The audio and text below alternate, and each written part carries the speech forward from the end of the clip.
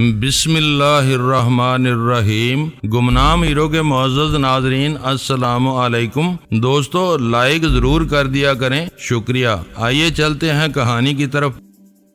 چینیوں نے دو ہی اچھے پر عمل شروع کر دیا تو ان کی مہم پورے 100% فرق سے ناکام ہوگی، لہذا تعداد کو ترک کر کے وقفے پر زور دیا جانے لگا۔ کیا تم یہ سب ڈائریکٹری سے پڑھ کر سنا رہی ہو؟ سلطان شاہ نے اس کی قطع کلامی کر کے ترشی سے پوچھا۔ معلوم ہوتا ہے تمہاری زبان میں بچہ لگا ہوا ہے۔ کہتے ہیں جس کا کھاؤ اسی کا گاؤ، اس اصول کے مطابق جس کا لکھواؤ اسی کا بتاؤ۔ ویرا نے سب کچھ نوٹ کرنے کے بعد نظریں اٹھا کر کہا، میں تمہیں فیملی پلاننگ کے بارے میں بتا رہی تھی، یہ نام بدلیں یا نعرے، ہماری زرخیزی میں فرق پڑے گا، نہ پیداوار کم ہوگی۔ تم بہک رہی ہو، میں نے سنجیدگی سے اسے گورتے ہوئے کہا۔ شام ہو گئی ہے، اپنے کمرے میں جاؤ اور نارمل ہو کر واپس آؤ، ہمیں اس سراغ پر کام شروع کرنا ہے۔ میں نے اس کے دل کی بات کہہ دی تھی، میری ہدایت سن کر وہ خوش ہو گئی، سب کچھ چھوڑ چھاڑ کر تیزی سے اپنے کمرے کی طرف چلی گئی۔ غزالہ ویرا کا لکھا ہوا کاغذ اٹھا کر پڑھنے کے بعد بولی، یہ بھی تو ہو سکتا ہے کہ 1.5-2 سال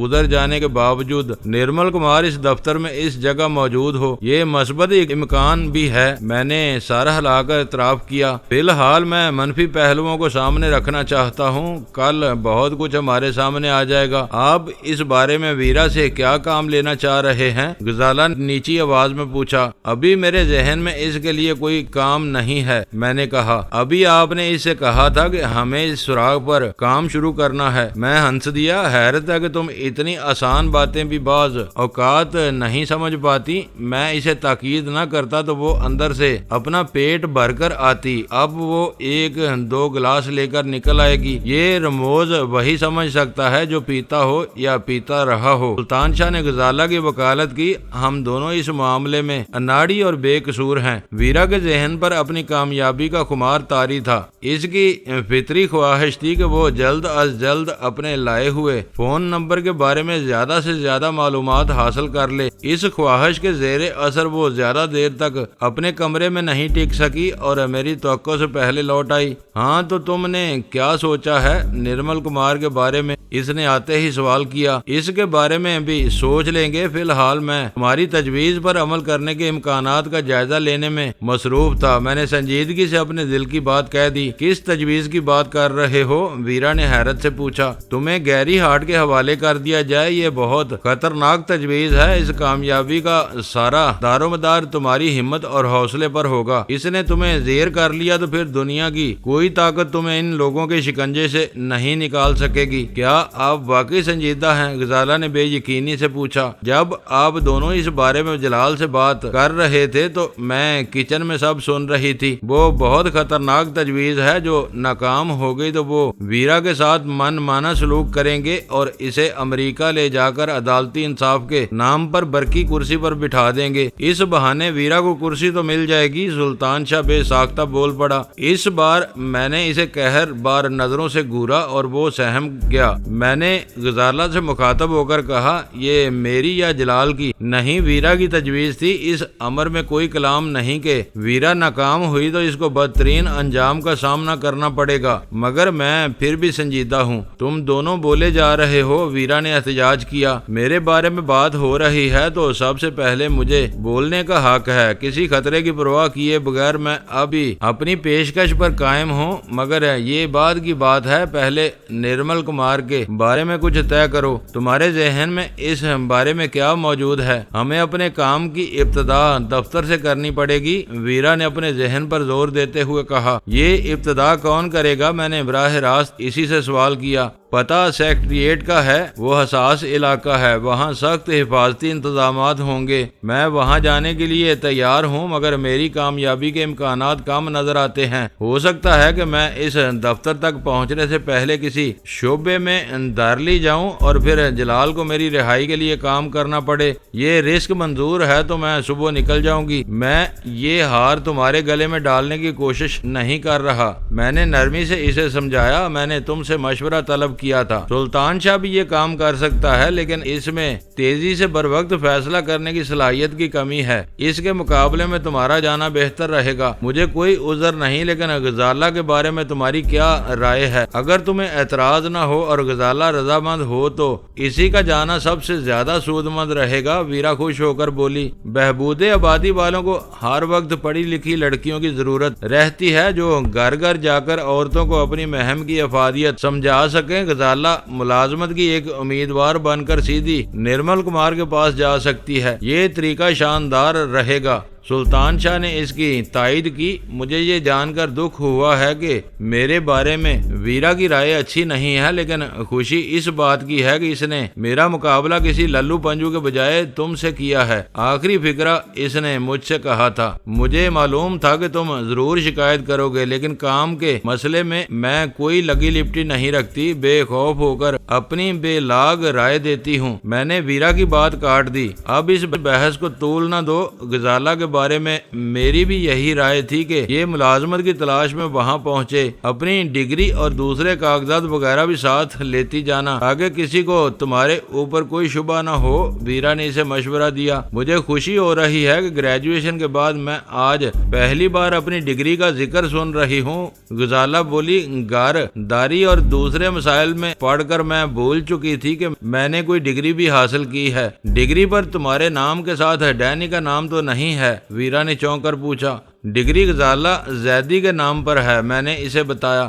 غزالہ کے والد کا نام زوار زیدی تھا اور وہ ریٹائرڈ کرنل تھے۔ مرحوم بہت نفیس اور وفادار انسان تھے، تبھی تم کرنل داور بنے ہوئے ہو۔ ویرا یوں بولی جیسے اس نے کوئی بڑا راز پا لیا ہو۔ دونوں ناموں میں حیرت انگیز مماثلت ہے اور عہدہ تو بالکل وہی ہے۔ معلوم ہوتا ہے کہ سسر کا نام تمہارے لاشعور سے چپکا ہوا ہے۔ اس رشتے میں ایسی اپنائیت خال خال ہی ملتی ہے۔ ان کے ہمارے گھرانے پر بہت احسانات ہیں۔ ڈیڈی انہیں بہت پسند کرتے تھے۔ بھولے بچھڑے باپ کا ذکر کرتے ہوئے یکا یک اس کی آواز کچھ کمزور پڑ گئی۔ میں نے غور سے اس کی طرف دیکھا، اس کی جھکی ہوئی آنکھوں کی نمی نہیں دیکھ سکا، لیکن اس کے سینے کا زیرو بم بتا رہا تھا کہ اسے یکا یک جذباتی ابال نے آ لیا تھا۔ وہ زیادہ دیر تک ہمارے ساتھ نہیں بیٹھ سکی۔ ان دونوں نے بھی غزالہ کی بدلی ہوئی کیفیت بھانپ لی تھی۔ گفتگو کا سلسلہ منقطع ہو گیا تھا اور کمرے کی فضا پر اداسی چھا گئی تھی۔ اچانک غزالہ اپنی جگہ سے اٹھی اور ہمارے کمرے کی طرف چلی گئی۔ بے چاری، ویرا نے سر جھٹک کر ہمدردانہ لہجے میں کہا۔ لڑکیوں کے لیے شریف النفس باپ واقعی ایک نعمت ہوتا ہے۔ بد نصیب ہوتی ہے وہ لڑکیاں جو اپنی ماؤں سے پیار کرتی ہیں لیکن باپ کو ایک پسند نہیں کرتی۔ حیرت ہے کہ ایک بنت مغرب ایسی خالص مشر کی بات کہہ رہی ہے۔ سلطان شاہ بولا، ایک غزالہ ہے جو اپنے باپ کے ذکر پر آزردہ ہو گئی، اور مجھے دیکھو، میں کبھی اپنے باپ کی یادوں کو پوجتی ہوں اور کبھی اس کی بے نیازی پر میرا خون کھولنے لگتا ہے۔ وہ سلطان شاہ کی بات کو نظر انداز کر کے اپنی رو میں بولنے لگی، میں زندگی بھر تڑپتی رہی، اس سے التجائیں کر لیں، وہ مرتے مر گیا، لیکن اس نے ایک بار بھی بیٹی کہہ کر میرے سر پر شفقت کا ہاتھ نہیں رکھا۔ میری ماں کا قصور صرف اتنا تھا کہ اس نے شادی کیے بغیر خود کو میرے باپ کے حوالے کر دیا تھا۔ ماں کی اس غلطی کی قیمت میں نے باپ کی محبت سے محرومی کی صورت میں ادا کی ہے، اسے میں کبھی نہیں بھول سکتی۔ اب جمی لائٹ اس دنیا میں نہیں ہے، میں نے نرمی سے ویرا کے شانے پر ہاتھ رکھ کر کہا، وہ کسی دوسرے جہان میں ہے، اپنے کیے کی سزا بھگت رہا ہوگا، وہ میرا بدترین دشمن لیکن تمہارا باپ تھا، اب تمہیں اس کو معاف کر دینا چاہیے۔ ویرا تلخ انداز میں ہنس پڑی، وہ میری پہنچ سے بہت دور چلا گیا، اب میں اس کا کیا بگاڑ سکتی ہوں؟ میں نے اسے معاف کر دیا ہے اور کبھی کبھی اس کی مغفرت کے لیے دعا بھی کرتی رہتی ہوں۔ میرے سینے میں ایک محروم بیٹی کا دل ہے، کبھی کبھی وہ تڑپتا ہے تو میری زبان کھل جاتی ہے ورنہ بند رہتی ہے۔ میری سمجھ میں نہیں آ رہا تھا کہ اب ویرا سے کیا بات کروں۔ کچھ یہی کیفیت سلطان شاہ کی تھی، وہ بھی اپنی زبان بند کیے بیٹھا تھا۔ ویرا نے میز پر سے پیکٹ اٹھا کر سگریٹ سلگائی اور اس کا ایک گہرا کش لے کر ہونٹوں کو دائرے کی شکل میں سکیڑا اور دھوئیں کے گول گول مرگولے میرے چہرے پر چھوڑ دیے۔ دغا باز، اس کے ہونٹوں سے سرسراتی ہوئی احتجاجیہ آواز نکلی جو میں نے سن لی، لیکن دور ہونے کے سبب وہ زو میں نے الفاظ سلطان شاہ کے کانوں تک نہیں پہنچ سکے۔ میں یکا یک خود کو بے آرام محسوس کرنے لگا۔ میری دلی خواہش تھی کہ ویرا جلد از جلد اٹھے اور وہاں سے دوبارہ اپنے کمرے میں چلی جائے۔ تمہاری بیوی بہت خوبصورت اور باوقار ہے۔ اس نے میری طرف متوجہ ہو کر بولنا شروع کیا تو میرے اوسان خطا ہو گئے۔ وہ ہمیشہ غزالہ کا نام لیتی تھی، مگر اس وقت اس نے غزالہ کا ذکر میری بیوی کی حیثیت سے کیا تھا، جو اچھا شگون نہیں تھا۔ وہ کہہ رہی تھی کسی مرد کے مقابلے میں اسے آسانی سے سندھ سیکرٹریٹ میں داخل ہونے کی اجازت مل جائے گی۔ آج ماضی کی یادوں نے مجھے اور تمہاری بیوی کو کبیدہ خاطر کر دیا۔ امید ہے کہ آنے والا دن ہم دونوں کے لیے خوشی کا پیغام لائے گا۔ یہ ویرا کی بات نامکمل رہ گئی۔ اچانک میرے موبائل فون کی گھنٹی بجنی شروع ہو گئی۔ میں نے اسکرین پر نظر ڈالی تو وہاں نظر آنے والا نمبر میرے لیے اجنبی تھا۔ اسی لمحے ساتھ کے ابتدائی ہندسے سے مجھے کچھ خیال آیا اور میں نے سورت سے کال لے لی۔ مہیش جلدی آؤ، وہ گھر آیا ہوا ہے۔ فون پر شیبہ کی دھیمی اور خوفزدہ آواز سنائی دی۔ وہ کچن میں کاغذ جلا رہا ہے۔ میں نے اپنی جان پر کھیل کر تمہیں فون کیا ہے، اسی وقت اڑ کر یہاں آ جاؤ۔ اس نے میرا جواب سنے بغیر فون بند کر دیا۔ دوپہر کو ویرا نے شیبہ کے نام سے فون پر دھوکہ دینے کی کوشش کی تھی، لیکن اس بار یقیناً وہی تھی۔ میں نے اس کی آواز پہچان لی تھی اور اس کا پیغام سن کر سکتے میں آ گیا تھا۔ وہ پیغام واضح نہیں تھا۔ شیبہ کے پاس دونوں میں سے کوئی بھی آ سکتا تھا۔ ایک اس کا شوہر تھا اور دوسرا اس کا عاشق۔ کچھ نہیں کہا جا سکتا تھا کہ اس وقت شیبہ کے کچن میں شوبراج اور سنیل میں سے کون کاغذ جلا رہا تھا۔ تم سکتے میں کیوں آ گئے؟ یہ کس کا فون تھا؟ ویرا نے غور سے میری طرف دیکھتے ہوئے تیکھے لہجے میں پوچھا۔ تمہاری کالی زبان سے جو کچھ نکلا تھا وہ ہو کر ہی رہا، میں نے اسی کے انداز میں جواب دیا۔ دوپہر کو تم نے شیبہ کے نام سے دھوکہ دے کر مجھے میرے کمرے سے باہر نکالنے کی کوشش کی تھی۔ اس وقت اسی کا فون آیا تھا۔ کیا کہہ رہی تھی وہ؟ غزالہ نے بے ساختہ پوچھا۔ کیا وہ واقعی کسی خطرے سے دو چار ہے؟ غزالہ کی بات پوری ہوتے ہی ویرا نے تشویش زدہ لہجے میں سوال کیا۔ اس کے بارے میں یہ فرضی بات تم نے کہی تھی؟ میں نے تلخی سے اسے جتایا۔ اس وقت وہ کوئی اور خبر سنا رہی تھی۔ ویرا ہنس دی اور قدرے بے بسی سے بولی۔ کیا کہہ رہی تھی وہ آیا ہوا ہے اور کچن میں کاغذ جلا رہا ہے، میں نے اسے بتایا۔ کون؟ وہاں کون آیا ہوا ہے؟ اس ادھوری اطلاع کے نتیجے میں ویرا کے ذہن میں بھی وہی سوال ابھرا تھا جو میرے ذہن میں چبھ رہا تھا۔ اس نے جو کچھ بتایا وہ میں نے دہرا دیا۔ یہ معاملہ حل کرنا تمہارا کام ہے۔ شوبراج یا سنیل، ان دونوں میں سے کون وہاں ہو سکتا ہے؟ سلطان شاہ خود کلامی کے انداز میں بڑبڑایا۔ ایک اس کا شوہر ہے اور دوسرا عاشق ہو سکتا ہے کہ تخلیے سے فائدہ اٹھانے کے لیے شوبراج چپکے سے وہاں پہنچ گیا۔ وہ آوارہ مردوں کے لیے کسی پسندیدہ عورت کی طلب بہت منہ زور ہوتی ہے۔ اپنی من پسند عورت کی رفاقت میں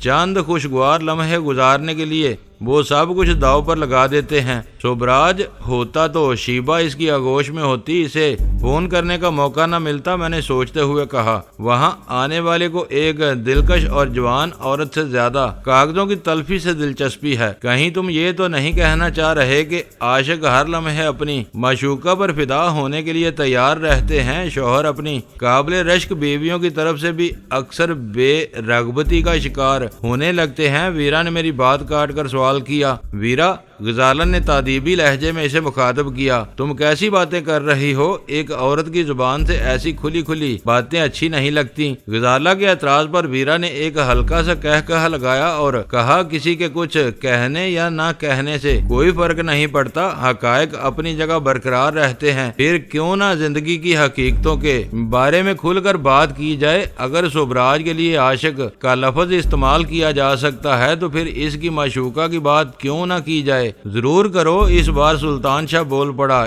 عشق کے لیے عاشق کی ایک ترہ دار معشوقہ کا ہونا ضروری ہے۔ جب وہ دونوں ملتے ہیں تو بات بہت آگے تک چلی جاتی ہے۔ ڈینی نے شوبراج کی آغوش کا ذکر کر کے بات کو ٹال دیا۔ تم اس بارے میں دل کھول کر تفصیل بیان کر سکتی ہو۔ اس کی ضرورت نہیں ہے، ویرا نے بے پرواہی سے جواب دیا۔ ہم چاروں قانونی اصطلاح میں عاقل و بالغ ہیں، ایک نقطے سے ہر رمز کو سمجھ سکتے ہیں۔ دو چاہنے والوں کے وصل کے لمحوں کی لفظی تصویر کشی فحاشی کے زمرے میں آتی ہے۔ میں یہ الزام اپنے ساتھ لینے کے لیے تیار نہیں ہوں۔ چاہو تو یہ کام تم کر سکتے ہو، میں بے تول بات نہیں کرتا۔ سلطان شاہ نے چٹک کر جواب دیا، میں پہلے تولتا ہوں پھر بولتا ہوں۔ یہ سبق میں نے ڈینی سے سیکھا ہے، ایسا نہ کیا جائے تو انسان کو اکثر اپنا تھوکا ہوا چاٹنا پڑ جاتا ہے۔ تم لوگ کس بحث میں الجھ گئے؟ میں نے ترش لہجے میں انہیں ڈانٹا۔ میں شیبہ کی فون کال کے بارے میں تم تینوں کی رائے جاننا چاہ رہا تھا۔ میں تمہارے اندازے سے متفق ہوں، بیرا نے بلا توقف جواب دیا۔ وہاں آنے والا سبراج ہوتا تو وہ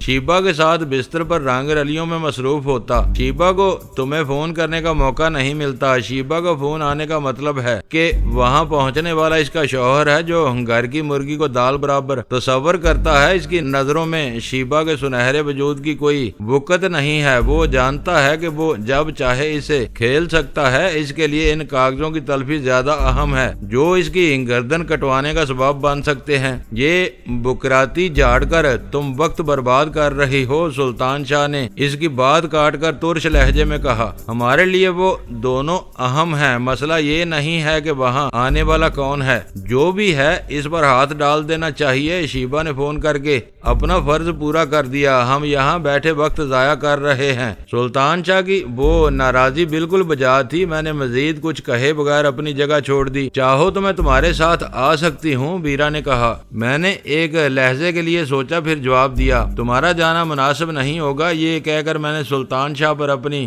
نظریں مرکوز کر دیں۔ تم تیار ہو جاؤ، میں 2 منٹ میں اپنے کمرے سے ہو کر آتا ہوں۔ سنیل کے گھر آنے والا کوئی بھی رہا ہو، میں اس سے اکیلا نمٹ سکتا تھا، لیکن بہتر یہی تھا کہ اس مہم پر کوئی اور بھی میرے ساتھ ہو۔ سنیل کے گھر میں اپنے حریف کا سامنا کرتے ہوئے یہ بات ہر حال میں طمانینت کا باعث ہوتی کہ باہر سلطان شاہ موجود تھا اور میری تیز تر واپسی کی راہ میں کوئی رکاوٹ پیش نہیں آ سکتی تھی۔ چند منٹ بعد ہم دونوں سنیل کے گھر کی طرف روانہ ہو چکے تھے۔ سولجر بازار کا نام تمہیں کچھ عجیب سا نہیں لگتا؟ راستے میں سلطان شاہ نے قدرے پر خیال انداز میں مجھ سے سوال کیا۔ میں اپنے خیالات کی رو میں ڈوبا ہوا تھا۔ میں نے چونک کر لمحہ بھر کے لیے اس کے الفاظ پر غور کیا، پھر حلاوت سے پوچھا، اس نام میں تمہیں کیا خرابی نظر آتی ہے؟ ہماری قومی زبان اردو ہے، سولجر انگریزی لفظ ہے۔ کیا ہمارے شہری قائد اس کا نام فوجی بازار نہیں رکھ سکتے تھے؟ وہ علاقہ آزادی کے بعد قائم ہوا ہوتا تو شاید اس کا نام یہی یا اس جیسا ہوتا۔ میں نے ہنس کر کہا، تم کم سن ہو اس لیے نادان بھی ہو۔ تمہاری عمر پاکستان کی عمر سے بہت کم ہے، اس لیے تم ان باتوں سے ناواقف ہو۔ اس وقت سلطان شاہ کا ذہن اس گرہ میں الجھ گیا تھا۔ ویسے بھی خاموشی سے سفر کرنے کے بجائے باتیں کرنا زیادہ بہتر تھا۔ میں نے اپنی ناقص معلومات کے مطابق اسے شہر کے ماضی کے بارے میں بتانا شروع کر دیا۔ پاکستان کے قیام کے وقت کراچی کوئی بڑا اور مشہور شہر نہیں تھا، نہ اس کی آبادی کروڑوں سے متجاوز تھی۔ مختصر سی آبادی کے روزگار کا انحصار ماہی گیری اور تجارت پر تھا۔ آبی اور فضائی گزرگاہ پر واقع ہونے کی وجہ سے شہر کی اہمیت تھی اور اسی وجہ سے یہاں برطانوی افواج کی چھاونی قائم تھی۔ اپنے شہری اور فوجی عملے کی ضروریات پوری کرنے کے لیے برطانوی حکومت نے شہر میں بہت سے ترقیاتی کام کیے تھے، جن میں بازاروں، مارکیٹوں اور تفریح گاہوں کا قیام شامل تھا۔ Soldier Bazaar, Empress Market, Bolton Market, Frere Hall, Merewether Tower, Lea Market اور سر جہانگیر کوٹھاری پریڈ وغیرہ اسی دور کی یادگاریں تھیں، اور شہر کی سڑکوں پر بچھی ہوئی ٹرام وے لائن کی پٹڑیاں ان میں سے بیشتر مقامات کو ایک دوسرے سے ملاتی تھی۔ صرف کلفٹن کی ساحلی تفریح گاہ ٹرام کی سہولت سے محروم تھی۔ تم نے میری الجھن دور کر دی۔ سلطان شاہ وہ سب سن کر بولا، شہر بلکہ ملک کی تھوڑی بہت تاریخ تو میں نے اسکول میں بھی پڑھی تھی، لیکن یہ سولجر بازار میرے ذہن میں چبھ رہا تھا۔ اب بات بالکل صاف ہو گئی۔ سولجر بازار اور گرو مندر اس زمانے میں شہر کی آخری حد ہوا کرتا تھا۔ سلطان شاہ نے شوخ انداز میں میری بات اڑا دی۔ تم اتنے اعتماد سے یہ بات بتا رہے ہو جیسے تم اس وقت موجود رہے ہو، حالانکہ تمہاری عمر بھی پاکستان سے بہت کم ہے۔ یہ سنی اور پڑھی ہوئی باتیں ہیں۔ پاکستان بننے کے بعد مہاجروں کی آمد کے نتیجے میں یہ شہر تینوں سمتوں میں بہت تیزی سے پھیلتا چلا گیا، اور آج بھی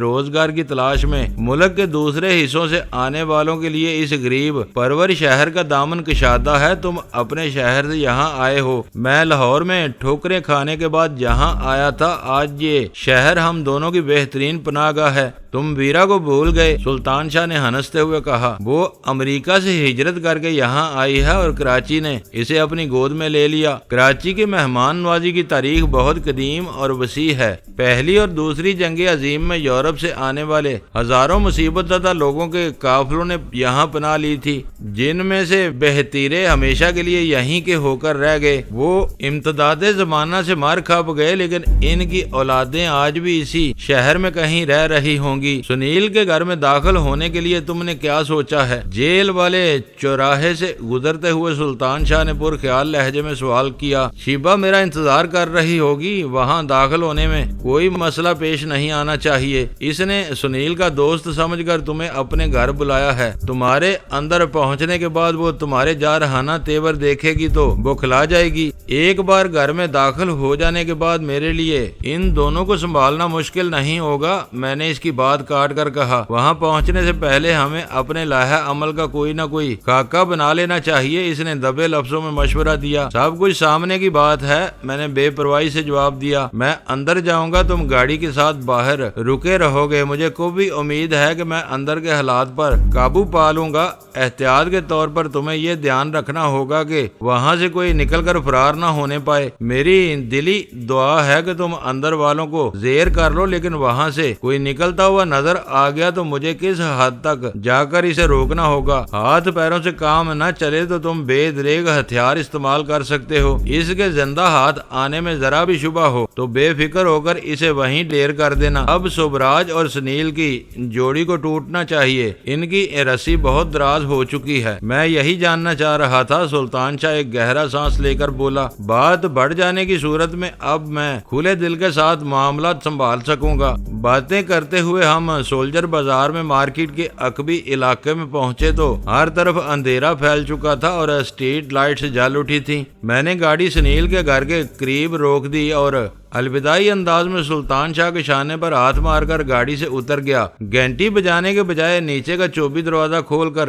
میں پنجوں کے بل مختصر سے زینے طے کرتا چلا گیا۔ دروازے پر دستک دینے کا ارادہ میں نے آخری لمحے پر ملتوی کر دیا اور دروازے پر ہلکا سا دباؤ ڈالا تو وہ اندر سے بلٹ نہیں تھا۔ دروازے کی خفیف سی جنبش محسوس کرتے ہی میں نے ہاتھ ہٹا لیا۔ میرا دل خوش ہو گیا۔ واقعات سے ثابت ہو رہا تھا کہ شیبہ نے سنیل سے میری گہری دوستی کی کہانی کو پوری طرح قبول کر لیا تھا اور وہ میری مدد سے اپنے نابکار شوہر کو سوبراج کے چنگل سے نکالنے کی خواہش مند تھی۔ اگر سنیل گھر آیا ہوا تھا تو شیبہ کی دانست میں مجھے اس کو سمجھانا چاہیے تھا۔ سوبراج وہاں تھا تو اس سے میرا تصادم ضروری تھا۔ وہ شیبہ کی سوچ تھی۔ اس نے مجھے فون پر باخبر کر کے اپنا فرض پورا کر دیا تھا۔ اسے یقین تھا کہ مہیش اگروال اس سے کیا ہوا وعدہ پورا کرے گا اور وقت ضائع کیے بغیر اس کے گھر آئے گا، اسی لیے اس نے دروازہ اندر سے کھلا چھوڑ دیا تھا۔ میں اس گھر میں شیبہ کے ساتھ کچھ وقت گزار چکا تھا۔ میں نے اس گھر کا نقشہ اپنے ذہن میں تازہ کیا۔ اگر میرا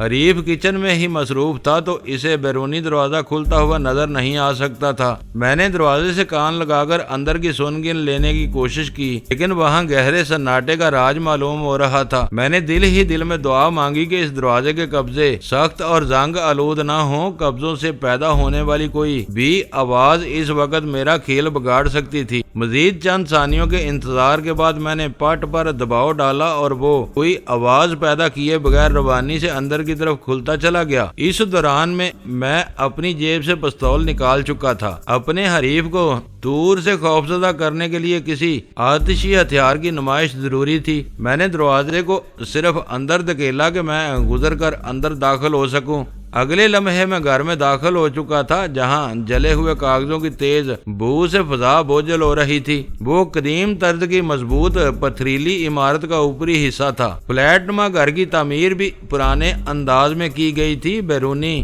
دروازہ کسی راہداری کے بجائے براہ راست ایک کمرے میں کھلتا تھا۔ وہ کمرہ روشن اور خالی تھا۔ میں احتیاط سے آگے بڑھنے لگا۔ اندرونی دروازے تک پہنچتے ہی میرے کانوں میں سنیل کی دھیمی آواز آئی۔ وہ اپنی بیوی سے کوئی الوداعی بات کہہ رہا تھا۔ وہ آواز اندرونی کمرے کی طرف سے آئی تھی اور یہ واضح ہو گیا تھا کہ وہاں آنے والا شوبراج نہیں تھا، وہ سنیل کا گھر تھا۔ یقینی طور پر وہاں کچھ اہم کاغذات موجود رہے تھے جنہیں طلب کرنے کے لیے وہ وہاں آیا تھا۔ راج محل ان لوگوں کی مجرمانہ سرگرمیوں اور سازشوں کا گڑھ رہا تھا۔ وہ نہ جانے کب سے ان سرگرمیوں میں مصروف تھے۔ راج محل میں ان لوگوں کے کرتوتوں کے ثبوت چپے چپے پر پائے جا سکتے تھے۔ شوبراج کو اپنے سیاسی مرتبے اور رازداری کی بنا پر یہ گمانڈ تھا کہ قانون کے پاسبان کبھی بھول کر بھی اس کی حویلی پر بری نظر نہیں ڈال سکیں گے۔ اپنی حد سے بڑی ہوئی خود اعتمادی کی وجہ سے اس نے راج محل میں کبھی اپنی خفیہ چیزوں اور ریکارڈ کو یکجا رکھنے کی زحمت نہیں کی ہوگی۔ جب اچانک اس کی حویلی کا گھیراؤ ہوا تو شوبراج کے اوسان خطا ہو گئے۔ ان نازک لمحات میں ہر ثبوت کو یکجا کر کے طرف کرنا ناممکنات میں سے تھا۔ اس نے اپنے خلاف کھلی شہادتوں کو ضائع کرنے کے لیے پورے راج محل کو آگ لگا دی اور خود وہاں سے فرار ہو گیا۔ راج محل میں موجود شہادتیں آگ کے بھیانک شعلوں کی نظر ہو چکی تھیں، لیکن سنیل کے گھر میں کچھ نہ کچھ باقی رہ گیا تھا۔ چند روز کے انتظار کے بعد آخرکار سنیل بھی اس اہم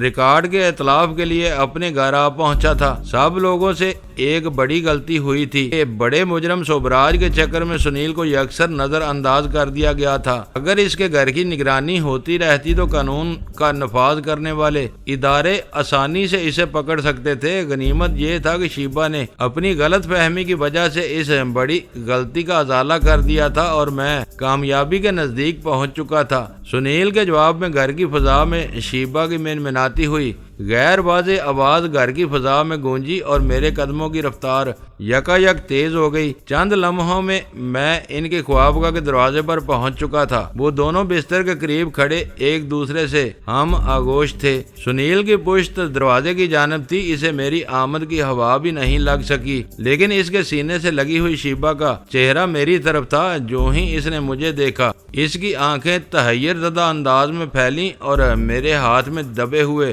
پستول پر نظر پڑتے ہی اس کے حلق سے ایک ہلکی سی چیخ آزاد ہو گئی۔ یوں محسوس ہوا جیسے شیبا کی چیخ سے سنیل کو برقی جھٹکا لگا ہو۔ اس نے شیبا کو زور سے جھٹک کر اپنے بدن سے الگ کیا اور پھرتی سے میری طرف گھوم گیا۔ وہ کمرے میں تھے، میں وہاں سے نکلنے کے اکلوتے راستے پر موجود تھا۔ وہ دونوں نہتے تھے، میں ہتھیار بند تھا۔ میں ان دونوں کے ڈرامائی رد عمل سے بے نیاز اپنی جگہ پر کھڑا رہا۔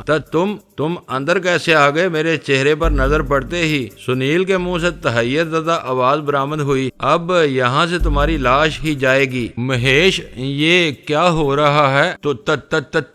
تم تو سنیل کے دوست ہو، تمہارے ہاتھ میں یہ پستول کیوں ہے؟ بھگوان کے لیے اسے رکھ لو۔ شیبا کے ہونٹوں سے ٹوٹے ہوئے الفاظ برآمد ہوئے۔ وہ دہشت زدہ ہو گئی تھی، خوف سے اس کا چہرہ پیلا پڑ گیا تھا۔ میں کچھ نہ بولا، خاموشی اور سنجیدگی کے ساتھ اپنی جگہ پر جمع کھڑا رہا۔ مہیش، اپنی آوارہ بیوی کی زبان سے میرا اجنبی نام سن کر سنیل حیرت اور غصے سے گھرایا۔ کیا تیرا دماغ چل گیا ہے؟ یہ کرنل داور ہے۔ نہیں، اس کی بات پوری ہونے سے پہلے ہی شیبا اضطراری انداز میں بول پڑی، اس نے تو مجھے اپنا نام مہیش اگروال بتایا تھا۔ کیا یہ تمہارا گہرا دوست نہیں ہے؟ شیبا پر حیرتوں کے پہاڑ ٹوٹ پڑے تھے۔ دوستو، ویڈیو کو لائک ضرور کر دیا کریں۔ ISI پاک آرمی زندہ باد، پاکستان پائندہ باد۔ معزز ناظرین، اپنا خیال رکھیے گا اور اپنے اس چینل کا بھی شکریہ۔